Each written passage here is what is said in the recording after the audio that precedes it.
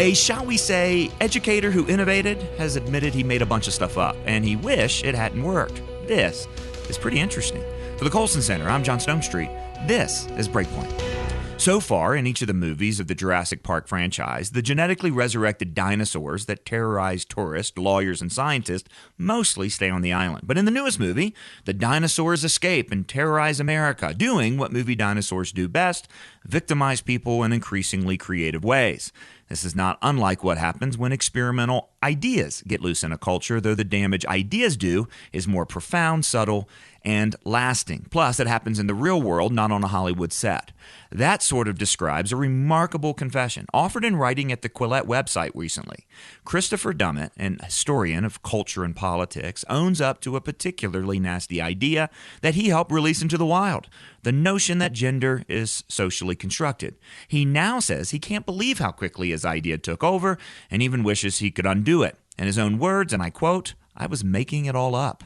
Of course, he didn't think that at the time. Dummitt and other social constructionists who applied postmodern thought to the sexes truly believed they were uncovering hidden power structures that oppressed whole groups of people. They argued that everything, even the observable differences between men and women, were social constructs designed to preserve white male power and keep marginalized groups down. Well, he now admits there was no proof for any of this. In fact, when he needed proof, he just cited other scholars who was saying what he was saying, especially, he writes, quote, if their names were French. Dummitt describes how fashions in academia let a whole generation of scholars make laughable claims. For instance, he once wrote a paper identifying the rise of backyard grilling in post-war Canada as an expression of patriarchy.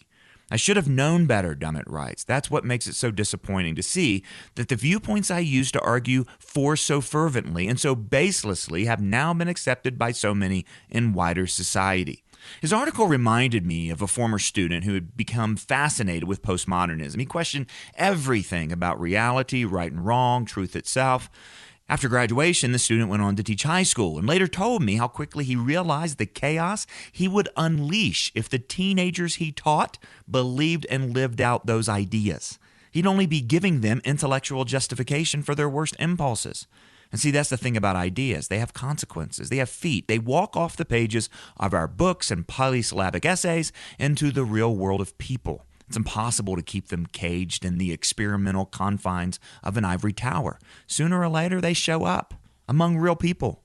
The worse the idea, the worse the consequences for those people, which is why we say so often, ideas have consequences, bad ideas have victims.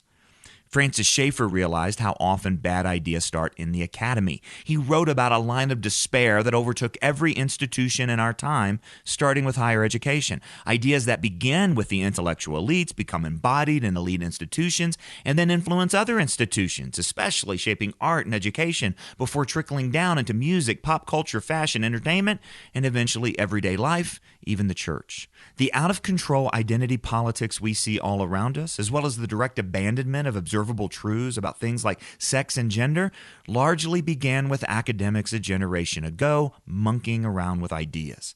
And as this particular academic bravely admitted, they were about as prepared for what would happen when those ideas inevitably escaped as were those in charge of Jurassic Park. Well, it's good to see that someone at least regrets that experiment.